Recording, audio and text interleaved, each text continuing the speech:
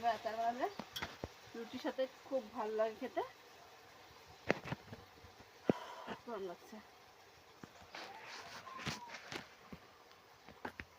কিন্তু বন্ধুরা একটা জিনিস দিতে ভুলে গেছিলাম, কিন্তু এখন দেখে মনে পড়ছে, লবণ দিয়ে দিই।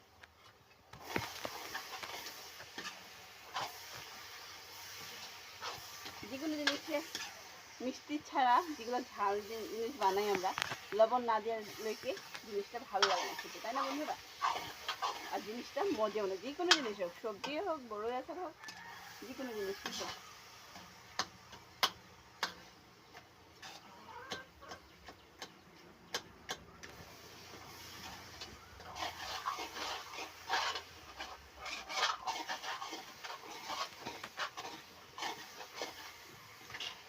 খুব সুন্দর হয়েছে, আর গন্ধ বেরোচ্ছে সুন্দর একটা।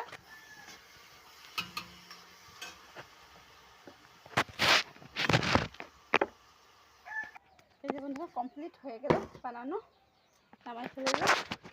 আর ভিডিওটা যদি ভালো লাগে লাইক কমেন্ট শেয়ার করো।